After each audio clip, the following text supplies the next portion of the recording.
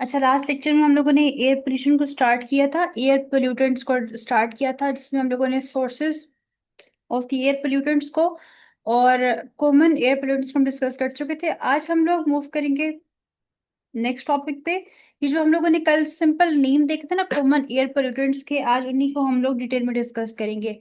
हमारे पास जो first air pollutant है आपकी टेक्स्ट बुक के अकॉर्डिंग, वो है हमारे पास सल्फर डाइऑक्साइड। अच्छा, अब सल्फर डाइऑक्साइड का फॉर्मूला क्या होता है? SO2। Sulphur dioxide SO2। SO2 sulphur dioxide is produced by burning fossil fuels in vehicles, power plants, heating systems. इन सब में फॉसल फ्यूल्स क्या होते हैं? कोयल हो गया, पेट्रोलियम हो गया, नेचुरल गैस हो गया। इन सब को बर्न करने से व्हीकल्स में, पावर प्लांट्स में, हीटिंग सिस्टम्स में, जनरेटर्स वगैरह में, इन सब में क्या प्रोड्यूस होती है? सल्फर डाइऑक्साइड गैस प्रोड्यूस होती है। It is readily absorb in the respiratory system. और जब ये उन सब में प्रोड्यूस होती है तो उसकी वजह से क्या हो रहा होता है कि ये हमारा जो रेस्पिरेटरी सिस्टम है ह्यूमंस का, ये बहुत जल्दी इसको एब्जॉर्ब करता है, बहुत ही रेडिली इसको एब्जॉर्ब करता है, causing irritation and worsening asthma, bronchitis and emphysema. ये हमारे पास तमाम डिजीजेज हैं।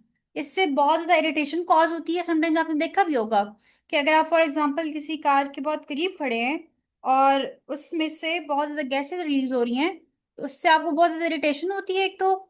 दूसरी बात है, आपका रिस्पिरेटरी सिस्टम डिस्टर्ब होता है। एस्थमा, एस्थमा क्या होता है? कि उन पेशेंट्स को जिनको सांस का मसला होता है, ये वो पेशेंट्स होते हैं। ब्रोंकाइटिस भी लंग्स का इशू होता है।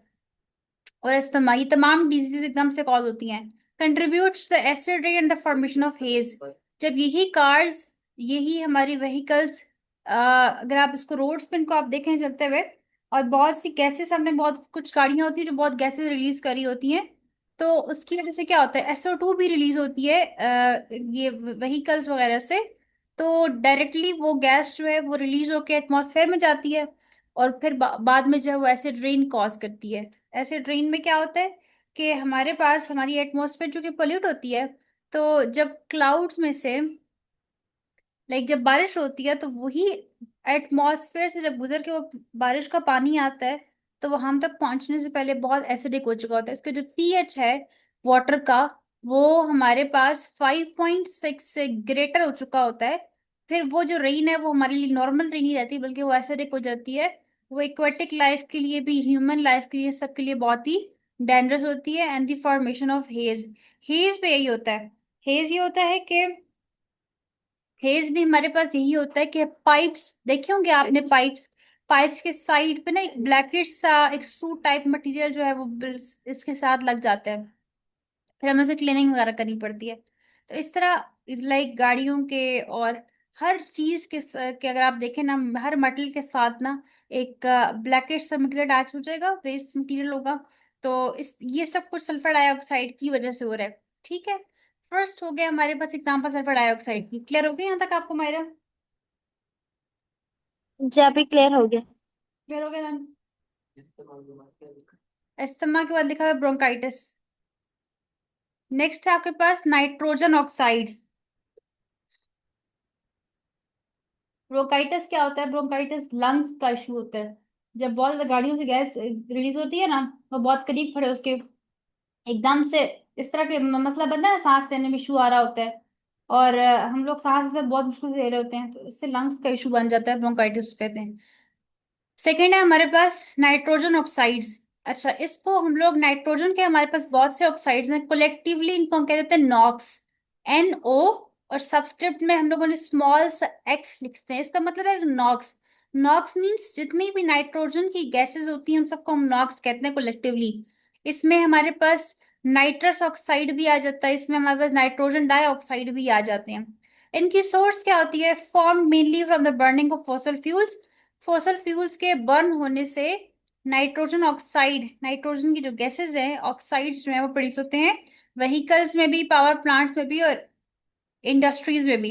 इसका इफेक्ट क्या होता है? ये एसिड रेन कॉज करती है फर्स्ट ऑफ ऑल। वही बात दोबारा से, कि पीएच वाटर का 5.7 से 5.6 से इंक्रीज कर देगा, और उसकी वजह से जो रेन है वो नॉर्मल रेन नहीं बल्कि आप एसिडिक रेन बन चुकी है।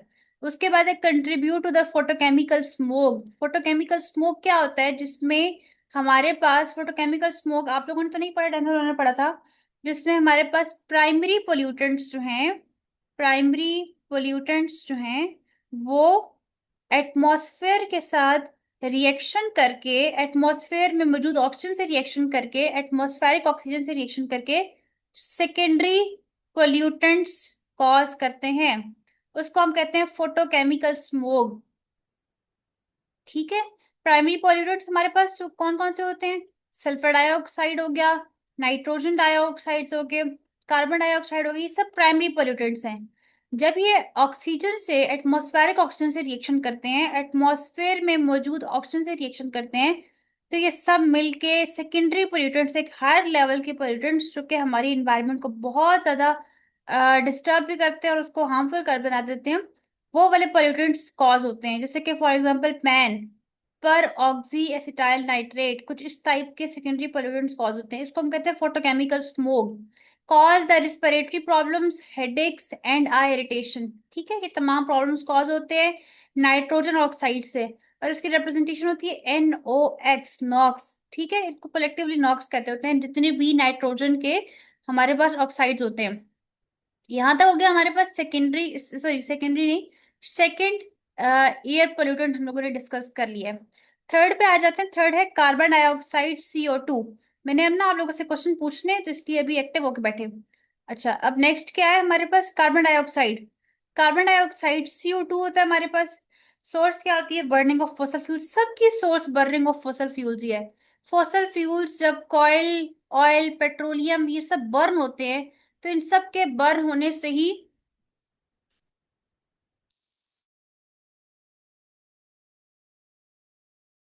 जब फॉसल फ्यूल्स हमारे पास बर्न होते हैं, तो फॉसल फ्यूल्स के बर्न होने से ही हमारे पास कार्बन डाइऑक्साइड गैस भी प्रोड्यूस होती है। इसके बर्न होने से नाइट्रोजन ऑक्साइड भी प्रोड्यूस होते हैं। इसके बर्न होने से ही सल्फर डाइऑक्साइड की गैसेस भी, सल्फर ऑक्साइड की गैसेस भी प्रोड्यूस होती हैं।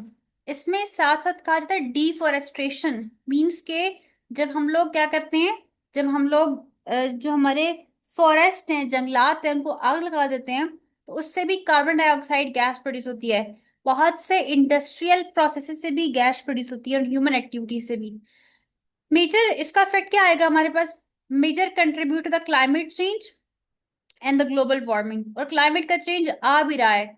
हमारे पास जो वेदर पहले होता था, अब वेदर नहीं रहा। अब पहले क्या होता था, सितंबर में सर्दियां आ जाती थी, और अब सितंबर का एंड हो चुका है और अभी तक सर्दी का पता ही नहीं है। तो ये क्लाइमेट चेंज है ना, इन चीजों की वजह से ही हो रहा है।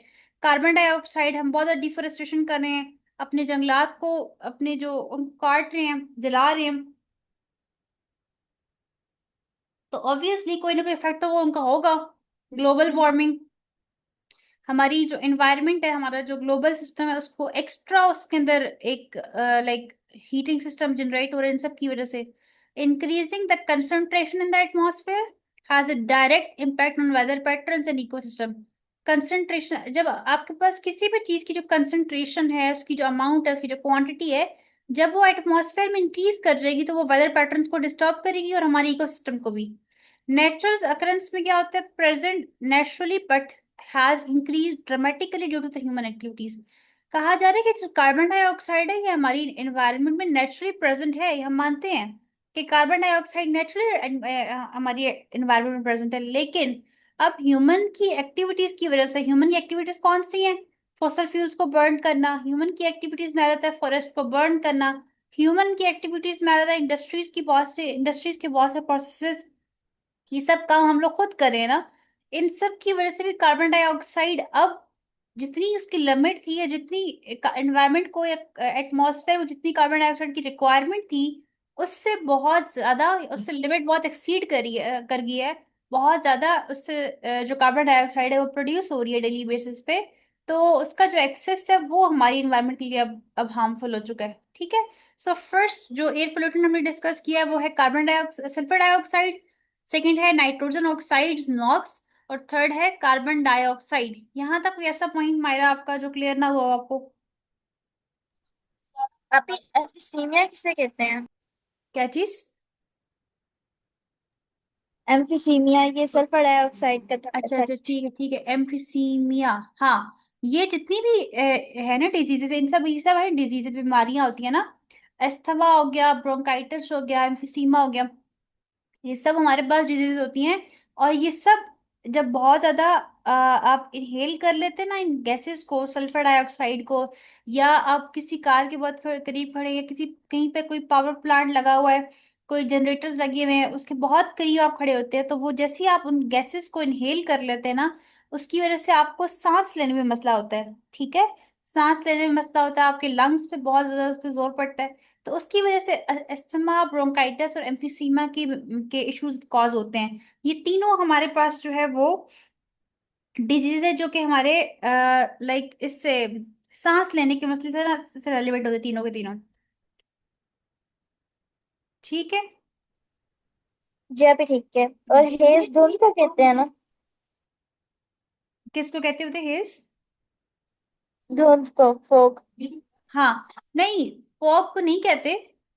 हेज हमारे पास कुछ और होता है। हेज ये होता है कि जब बहुत ज्यादा, हेज कहाँ डिस्कस हुआ था हमारा, ये था हाँ, एसिड रेन। और हमारे पास हेज की कंडीशन होती है, रिफॉर्मेशन ऑफ हेज होती है। एक मैं आपको बताती हूँ कि हेज क्या होता है। अच्छा, हेज में हमारे पास कुछ इस तरह से होता है कि आपके इन्वायरमेंट के टिनी पार्टिकल्स, ये जो पोल्यूटेंट्स होते हैं ना, वो हमारी हर चीज के ऊपर आके उसके साथ आके ना अटैच हो जाते हैं। आपको लाइक कोई मेटल पाइप्स वगैरह होते हैं, उनको आप हाथ लगाएं, या कोई मेटल के डोर्स वगैरह होते हैं, आपको ना थोड़ा सा उस पर हाथ लगाएंगे, आपको स्टिकी स्टिकी सा फील होगा। ठीक है। और आप ये कहते हैं कि इसके ऊपर देखो डस्ट इतनी इकट्ठी होगी है, वो एक्चुअली डस्ट नहीं होती, वो एयर पोल्यूटेंट्स होते हैं।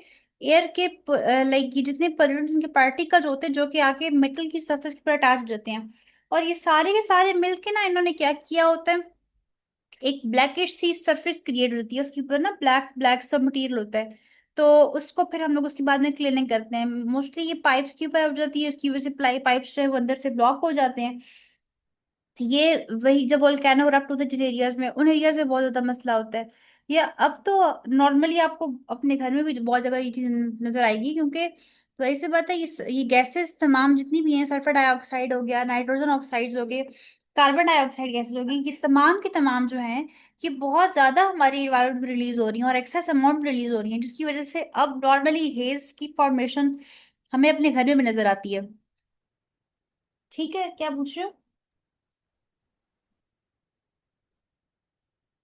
Collectively called as NOx means के, नॉक्स क्या होता है, एक मिनट मैं यहाँ पे लिख दिखाती हूँ। नॉक्स इज इक्वल्स टू,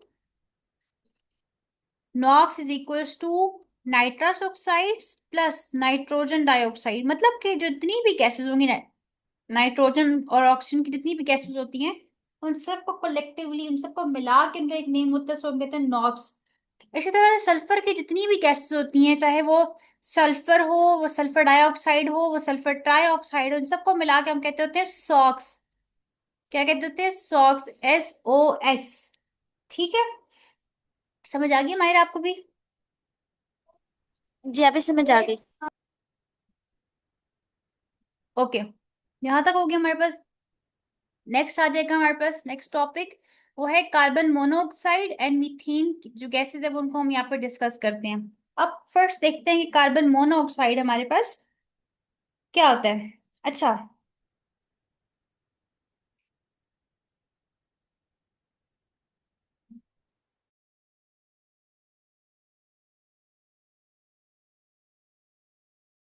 अच्छा, इसके बाद हमारे पास जो है वो कार्बन मोनोऑक्साइड, CO। इसमें क्या होता है, सोर्स क्या है, produce due to the incomplete combustion of fossil fuels. जब फॉसिल फ्यूल्स की कंबशन होती है, मीन्स के कोयल हो गया, पेट्रोलियम हो गया, जो मैं बातें बता रही हूँ बहुत और सुने, कोयल हो गया, पेट्रोलियम हो गया, या फिर हमारे पास नेचुरल गैस होगी, जब ये सब रिएक्शन करती हैं ऑक्सीजन के साथ, ये सब बर्न होती हैं, लेकिन ये सब इनकम्प्लीट बर्निंग इनकी होती है। इनकी क्या होती है? इनकम्प्लीट बर्निंग होती है। बर्निंग इनकी कंप्लीट नहीं होगी तो फिर क्या होगा?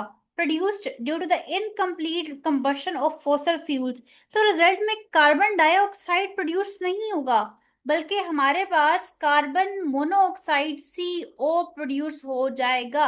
अगर इन सब की बर्निंग इनकम्प्लीट होगी, अगर आप इनकम्प्लीट ऑक्सीजन इनको देंगे, जितना ऑक्सीजन को रिक्वायर्ड था उतना ऑक्सीजन आपने नहीं दिया इसको बर्न होने के लिए, बल्कि आधा आधा कोयल पेट्रोलियम और नेचुरल गैस बर्न हो गया, जल गया, और आधा जो है वो बर्न नहीं हुआ।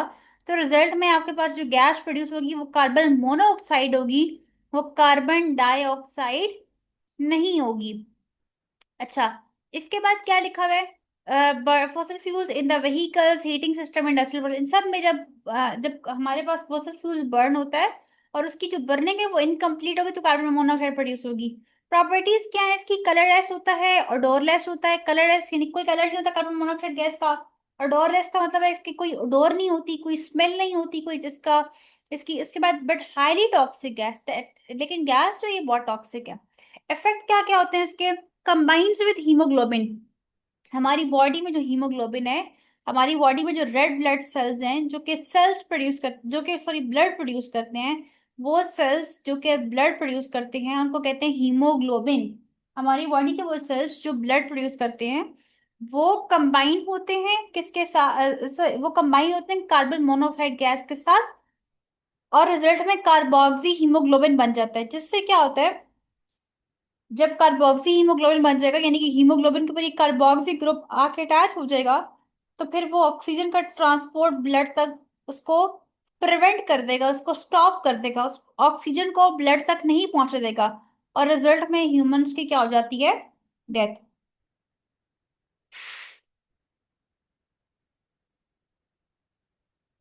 नेक्स्ट पॉइंट है कॉजेज द सफोकेशन। फिर से क्या होता है? सफोकेशन होगी, जिसको कहते हैं घुटन होती है। सफोकेशन, सांस लेने में मसला होगा, अनकॉन्शियसनेस होगी, और इवन फिर डेथ कॉज हो जाती है इससे। Particulate matter from the incomplete combustion also damages the respiratory system. और अगर किसी पर्सन की डेथ नहीं हुई लेकिन फिर भी क्या होगा कि इनकम्प्लीट जो कंबशन है, कार्बन मोनोऑक्साइड का जो प्रोड्यूस होना है, ये हमारे रेस्पिरेटरी सिस्टम को कम्प्लीटली डैमेज कर देती है। ठीक है, सो ये होता है कार्बन मोनोऑक्साइड, ये बहुत ही डेंजरस गैस होती है। यहाँ तक क्लियर हो गया मैंने आपको? अभी ये जो हम बोलते हैं कि हीटर चला के कमरे को बिल्कुल बंद करके नहीं सोना चाहिए, उसका कोई लिंक है इसके साथ? हीटर चला के हाँ बिल्कुल है। देखो वो भी सफोकेशन वगैरह कॉज करती है, उससे भी डेथ वगैरह के चांसेस होते हैं, लेकिन उसमें अब लिंकेज कैसे क्रिएट होता है?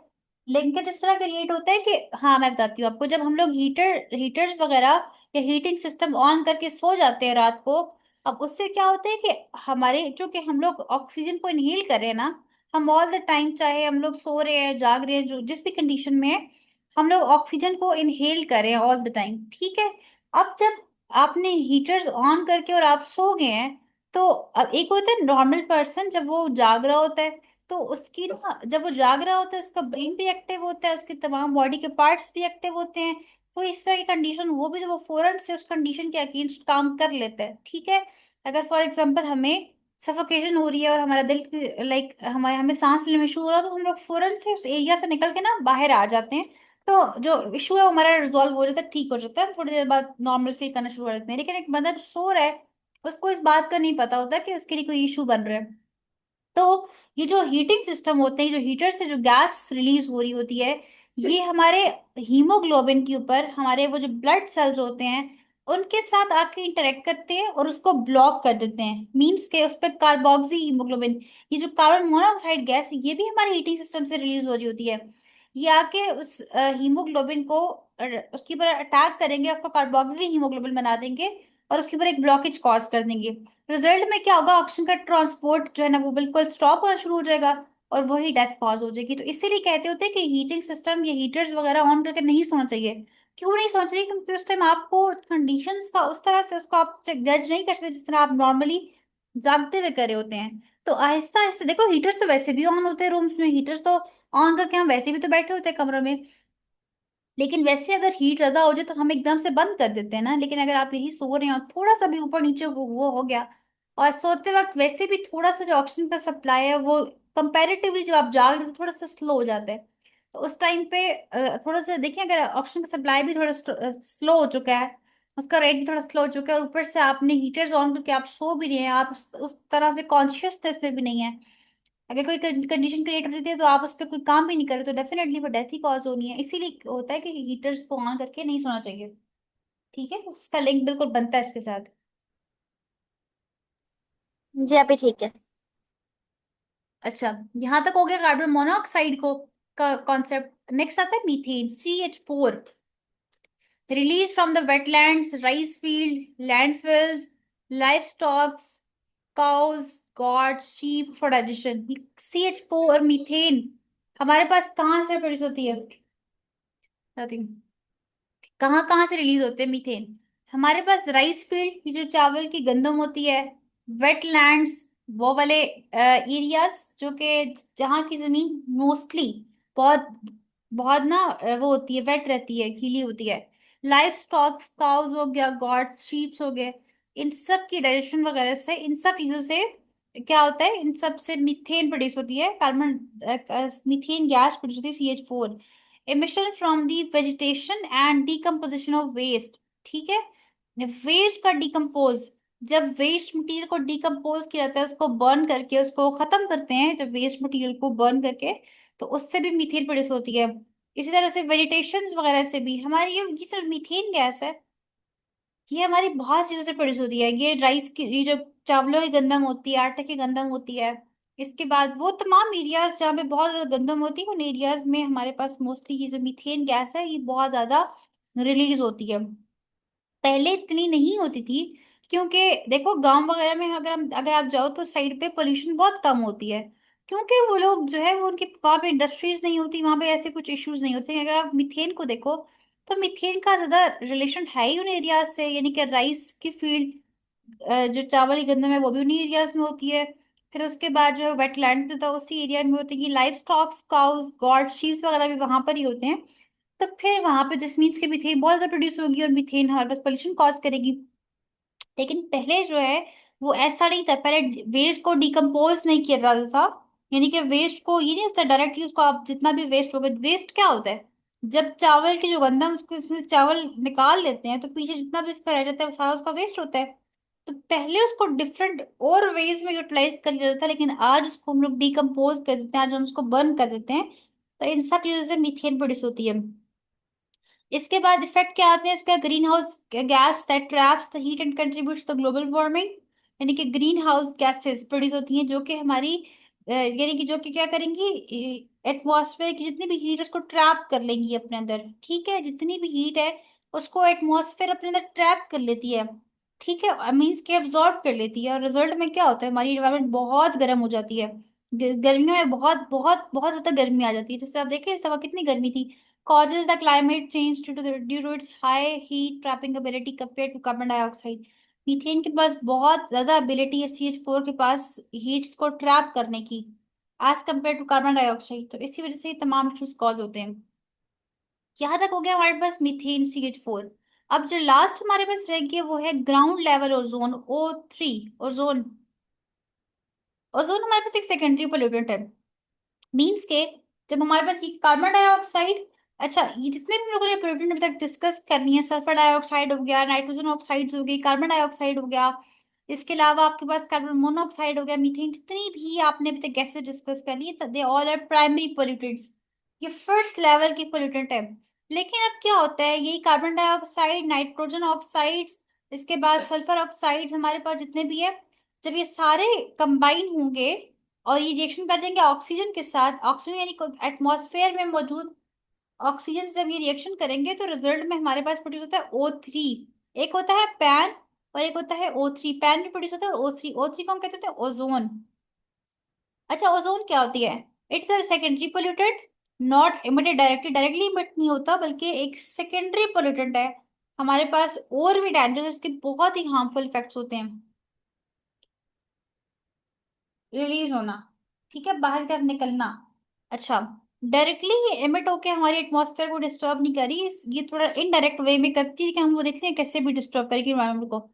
Produced by the reaction between nitrogen oxides and volatile organic compounds, VOCs, in the presence of sunlight. जब हमारे पास एटमॉस्फेयर में मौजूद नाइट्रोजन ऑक्साइड की जो गैसेस होती हैं वो, और इसके अलावा हमारे पास बाकी जो वोलेटाइल ऑर्गेनिक कंपाउंड्स होते हैं, लाइक कार्बन डाइऑक्साइड गैस होगी, ये कार्बन मोनोऑक्साइड गैसेस होगी, ये कार्बन के जितने भी कंपाउंड्स होते हैं, जब ये आपस में सारे आपस में रिएक्शन करेंगे in the presence of sunlight, तो ओजोन प्रोड्यूस होगी, O3 बन जाएगी। Mainly in industrial and urban areas where the emissions are high, जहाँ पे एमिशन बहुत हाई होती है, जहाँ पे बहुत ज्यादा इंडस्ट्रीज होती है, वहां पे O3 बहुत ज्यादा प्रोड्यूस होती है। अब O3 के बहुत डेंजरस इफेक्ट्स होते हैं, ये ह्यूमन लाइफ को बिल्कुल हार्म कर देती है, रिस्पायरेटरी सिस्टम को बिल्कुल डिस्टर्ब कर देती है। उसके अलावा ये क्रॉप्स को, वेजिटेशंस को, जितनी भी क्रॉप्स गंदम वगैरह होती है, जितनी वेजिटेशन है, जितनी सब्जियां वगैरह लगी होती हैं, इन सबको बिल्कुल डैमेज कर देती है, स्मोक कॉज करती है। सर्दियों में हम देखते हैं कि बहुत ज्यादा स्मोक होती है, कि तमाम इश्यूज ग्राउंड लेवल ओजोन से प्रोड्यूस हो रहे हैं। ठीक है, तो ये हमारी थी लास्ट एयर पोल्यूटेंट, हमने डिस्कस कर लिया। अब इसके बाद जो नेक्स्ट टॉपिक है वो है सोर्सेज ऑफ एयर पोल्यूशन। यहाँ तक कोई ऐसा पॉइंट मायरा जो आपको समझ ना आया हो? नहीं, यहाँ पे सब कुछ क्लियर है। ओके, अब हम डिस्कस करने जा रहे हैं, टेस्ट हो जाएगा, छोड़ दो उसको भी। अच्छा, इसके बाद नेक्स्ट आता है sources of the air pollution. नहीं, ये क्यों जाने दूं मैं इसको, पढ़े बैठ के इधर, टेस्ट हो जाएगा। अच्छा, आगे आ जाएगा हमारे पास sources of the air pollution. Air pollution occurs when the harmful gases, smoke, dust mix with air, lower its quality. यानी एयर पोल्यूशन कब होती है? जब आपकी हार्मफुल गैसेस, जितनी भी गैसेस आपने डिस्टर्ब डिस्कस की हैं सारी की सारी, जब ये एटमॉस्फेयर के साथ इंटरेक्ट करेगी तो रिजल्ट में क्या होगा? स्मोक कॉज करती है, डस्ट कॉज करती है, और एयर की क्वालिटी को भी डिस्टर्ब कर देगी, कम कर देगी। सोर्सेस हमारे पास क्या है एयर पोल्यूशन के? हमको डिवाइड करते हैं टू मेन कैटेगरीज में। The first one is called as the natural source, और उसके बाद हमारे पास कुछ आर्टिफिशियल सोर्सेज भी होते हैं। The first one is the natural source. Air pollution can also occur naturally due to the environmental processes. The first one is the forest fires. अच्छा, कुछ हमारे पास ना नेचुरल सोर्स है, कुछ हमारे पास कुदरती जराए हैं जिनसे हम लोग, जिनसे एयर पोल्यूशन कॉज होती है। ठीक है, जैसे कि फॉरेस्ट फायर्स हैं। अब ये काम कर इंसान ही रहे हैं, लेकिन हो किस नेचुरल सोर्स से रहा है? फॉरेस्ट का जल जाना, फॉरेस्ट का उनको फायर कर देना, उनको बर्न कर देना। ये स्मोक रिलीज करती है, कार्बन डाइऑक्साइड गैस रिलीज करती है, कार्बन मोनोऑक्साइड रिलीज करती है, एश पार्टिकल्स। ऐश क्या होते हैं? वो जो धुएं के थोड़े थोड़े पार्टिकल्स आप नजर आ रहे होते हैं ना, जब आप किसी पेज वगैरह को, बहुत से पेजेस इकट्ठे करके हम जला रहे होते हैं, या जब बारबेक्यू भी आप लोग कर रहे होते हैं, तो उसमें हम ये देखते हैं कि एशेस निकल रही होती हैं, छोटे छोटे ब्लैक ब्लैक से पार्टिकल्स निकल के जा रहे होते हैं। अच्छा, इस तरह से डस्ट स्टॉर्म्स, कुछ एरियाज में बहुत ज्यादा डस्ट के पार्टिकल्स, डस्ट स्टॉर्म्स आते हैं, यानी कि मिट्टी के तूफान आते हैं। अब इसमें इंसान का कोई रोल नहीं है, लेकिन ये एक नेचुरल सोर्स है। Spread dust and fine particles matter reducing the air quality को बहुत डिस्टर्ब कर देते हैं, और हर तरफ डस्ट डस्ट होती है। वोल्केनोस करप्ट होना, ये इसमें ह्यूमन का इतना कोई रोल नहीं है, वोल्केनोस करप्ट हो जाते हैं। लार्ज अमाउंट ऑफ डस्ट को इमिट करती है, स्मोक को, पॉइजनस गैस को, एश पार्टिकल्स को। इसके अलावा टर्माइट्स और काउज वगैरह, जो काउज होते हैं, इसमें क्या होता है? ये मीथेन गैस को इमिट कर होते हैं, एक हार्मफुल ग्रीन हाउस गैस है। अच्छा, इसके बाद इलेक्ट्रिकल डिस्चार्ज, यानी कि लाइटनिंग जो होती है, बिजली का चमकना, ये हमारे पास क्या करता है? ये भी नाइट्रोजन ऑक्साइड्स को प्रोड्यूस करता है, जितनी भी नाइट्रोजन की गैसेस होती है उनको प्रोड्यूस करता है। जब नाइट्रोजन हमारे पास ऑक्सीजन से, एटमॉस्फेयर में मौजूद ऑक्सीजन से रिएक्शन करती है, तो उस टाइम पे हमारे पास क्या होता है? रिजल्ट में हमारे इलेक्ट्रिकल डिस्चार्ज होता है बहुत ज्यादा। अगर बहुत ज्यादा नाइट्रोजन ऑक्सीजन से रिएक्शन कर जाए, तो फिर आप ये देखते हैं कि उन डेज में बहुत ज्यादा लाइटनिंग होती है, बहुत ज्यादा बिजली का गरजना जिसको कहते हैं, वो गरजती है बहुत ज्यादा। ठीक है, तो ये तमाम आपके पास है नेचुरल रिसोर्सेज। अच्छा, ये जो आपके पास कॉन्सेप्ट है टर्माइट्स और काउस का, इसमें क्या होता है कि लाइक समटाइम्स टर्माइट्स, क्या एक्चुअली क्या होता है, टर्माइट्स हमारे पास बहुत ज्यादा, जब इंसेक्ट्स वगैरह जो होते हैं ना, इंसेक्ट्स होते हैं, जब ये बहुत ज्यादा किसी एरिया में इकट्ठे हो जाएं, तो ये बहुत से ऑर्गेनिक कंपाउंड्स का, जैसा भी देखो, ये फसलों वगैरह को खराब कर देते हैं, हमारे न्यूट्रिएंट्स को ये खराब करते हैं, एग्रीकल्चर पेस्ट वगैरह कॉज करते हैं। तो इनको हम कहते हैं टर्माइट्स। और काउस तो आपको पता है क्या होते हैं।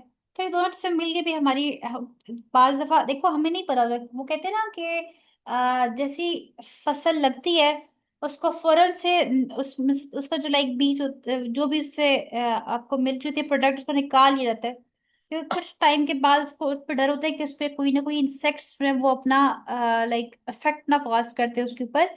तो टर्माइट्स और काउस वही होता है, और ये भी एक नेचुरल सोर्स है, इसमें ह्यूमन का कोई रोल नहीं होता। ठीक है। अच्छा, उसके बाद हमारे पास होते हैं ह्यूमन एक्टिविटीज, यानी कि ह्यूमन कुछ एयर पोल्यूटेंट्स कॉज करते हैं। जैसे कि फॉर एग्जांपल हमारे पास most air pollution comes from the human activities, ज्यादातर ह्यूमन एक्टिविटीज से आती हैं। उनमें से हमारे पास बर्निंग ऑफ फॉसिल फ्यूल्स की वजह से, उनमें मेन सोर्स हमारे पास क्या है, मोटर व्हीकल्स का। आजकल की जो व्हीकल्स है, गाड़ियां जो हैं, ये देखो सब की सब हमारे पास ये कॉज करती हैं, release nearly half of total air pollution. जो जितनी एयर पोल्यूशन कॉज जो हो रही है आजकल के दौर में, उसका 1/2% तो मोटर व्हीकल्स की वजह से ही है। Specially carbon monoxide gas produce होती है इससे, नाइट्रोजन ऑक्साइड्स प्रोड्यूस होते हैं, हाइड्रोकार्बन और पार्टिकुलेट्स वगैरह। फिर आता है फैक्ट्रीज और पावर प्लांट्स। ये जो फैक्ट्रीज हमारी लगी हुई हैं बहुत सी, ये सब के सब बर्न होती हैं, करती हैं कॉइल को। यानी कि कॉइल हमारे पास उसको बर्न करती है, इसके अलावा ऑयल को भी। और इससे केमिकल रिलीज होते हैं, हार्मफुल गैसेस रिलीज होती हैं, सल्फर डाइऑक्साइड हो गया, नाइट्रोजन कार्बन डाइऑक्साइड हो गया, नाइट्रोजन ऑक्साइड प्रोड्यूस होते हैं इसमें। लास्ट है वेस्ट इंसिनरेशन। इसमें क्या होता है कि वेस्ट मटेरियल को वेस्ट करना, सॉरी बर्न करना, वेस्ट मटेरियल को बर्न करना, that release toxic gases and particulate matters. इससे क्या होता है रिजल्ट में, रिजल्ट इससे हमारे पास ये होता है कि टॉक्सिक गैसेस और पार्टिकुलेट्स जो होते हैं वो हमारे पास रिलीज होते हैं। वेस्ट इंसिनरेशन मीन जो होता है कि वेस्ट को बर्न करना, को जलाना, और उससे जो केमिकल रिलीज होते हैं उसको कहते हैं। यहाँ तक हो गया। फिर मेजर एयर प्रोटीन गैसेस जो प्रोड्यूस हो रही है उसकी कुछ रिएक्शंस मैं आपको यहाँ पे शो करती हूँ, जहाँ की बुक में भी रिएक्शंस हुए हैं। वैसे रिएक्शंस करके हम अपना लेक्चर यहाँ पे एंड कर देंगे। इनके कुछ रिएक्शंस हैं जो आपको आने चाहिए। ठीक है। कार्बन मोनोऑक्साइड क्या होती है, produce by the incomplete burning of oxygen. जब ऑक्सीजन को हम लोग उसकी इनकम्प्लीट बर्निंग होती है ऑक्सीजन की, कंप्लीटली बर्न नहीं हो पाता, तो रिजल्ट में क्या होता है, कार्बन प्लस ऑक्सीजन O2।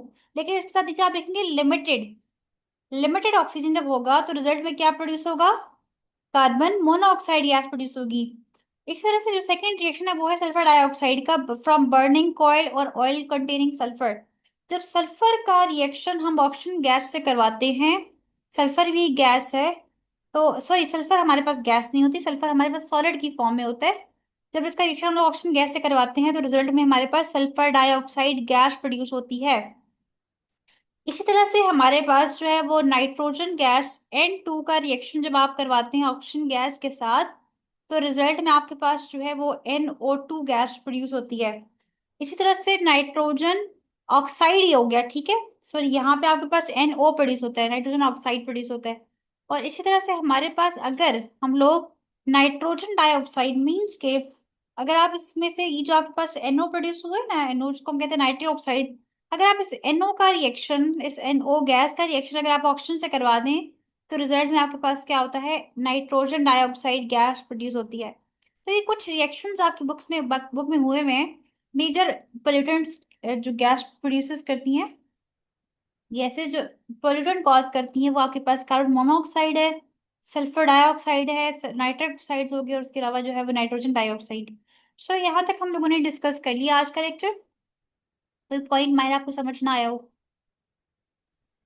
नहीं, यहाँ पे क्लियर है। ठीक है। तो आज हम बस यहाँ तक ही डिस्कस करेंगे। कल इंशाल्लाह नेक्स्ट लेक्चर में हम लोग फिर आगे स्टार्ट करेंगे, ठीक है। जी, अभी ठीक है। ओके, अल्लाह हाफिज।